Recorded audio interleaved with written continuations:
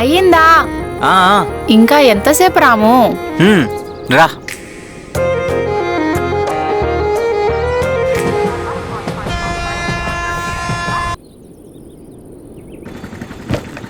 రాము, మనం మళ్ళీ పెళ్లి చేసుకుందామా?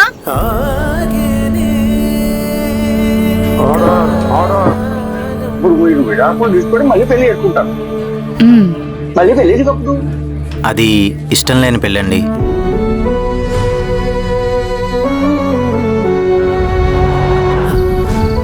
ఇది ఇష్టమైన పెళ్ళండి.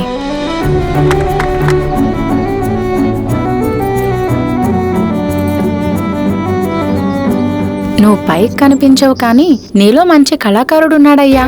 Good good.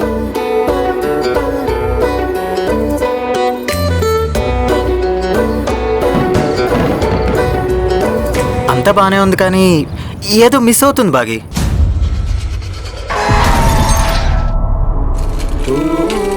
డాక్టర్, అర్జెంట్గా నాకు ఒక 5 లక్షలు అప్పుగా కావాలరా. అంత పెద్ద అమౌంటా? నాకే కట్టడానికి చాలా వడ్డీలు ఉన్నాయి. ఎలా కట్టాలో ఏంటో అర్థం కావట్లేదు. చాలా ట్రై చేశాను. ఏడుస్తున్నావేంట్రా? ఇలాంటి పరిస్థితి వస్తే మనం తట్టుకుంటామా లేదా అని అప్పుడప్పుడు ఆ దేవుడు మనల్ని పరీక్షిస్తూ ఉంటాడురా. నాకంతా అర్థమైంది. నేనే మీకు అంతా చెప్దాం అనుకున్నాను. ఒక్క నిమిషం బాగి, ఏదో చెప్తారంటమ్మా, విను. పరిస్థితులు అనుకూలించకపోవటం వల్ల, ఈ బాధ్యతలు పెరిగిపోవటం వల్ల తెలియదు కానీ జీవితంలో ఒక స్టార్లే ఎదగాలనుకున్న ప్రతిసారి మనం అనుకున్న జీవితాన్ని సాధించలేక చుట్టూ ఎంతమంది ఉన్నా ఒంటరిగానే మిగిలిపోతాం. నేను అనుకున్నది సాధించాలి అనే నమ్మకం కంటే నాలో పోయిన ధైర్యాన్ని ఎలా తీసుకురావాలి అన్న భయమే ఎక్కువగా ఉంది రాము. అసలు నువ్వు ఇంటికి వచ్చి ఎన్ని రోజులు అవుతుందో నీకైనా తెలుసా రాము? ఇంటికి నువ్వు ఎప్పుడు వస్తున్నావో ఎప్పుడు వెళ్తున్నావో నీకు కూడా తెలీదు. మార్నింగ్ నేను లేచేలోపే వెళ్ళిపోతున్నావు, మళ్ళీ నైట్ నేను పడుకున్నాకే ఇంటికి వస్తున్నావు. కానీ పని అవ్వగానే నీకంటూ ఒక ఇల్లుంది, ఇంట్లో పెళ్ళం ఉంది, పెళ్ళం కడుపులో బిడ్డుందని మాత్రం మర్చిపోకు.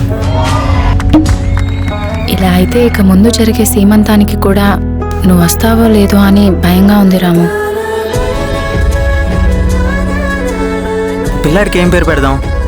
ఒకవేళ అమ్మాయి పుడితే ఉజ్జయిని అని పెడదాం. భయం చీకటి లాంటిది, వెలుగు ధైర్యం లాంటిది. నువ్వు భయపడి చీకట్లో ఉంటావో, ధైర్యం తెచ్చుకుని వెలుగులోకి వస్తావు అనేది నీ ఇష్టం బాగి.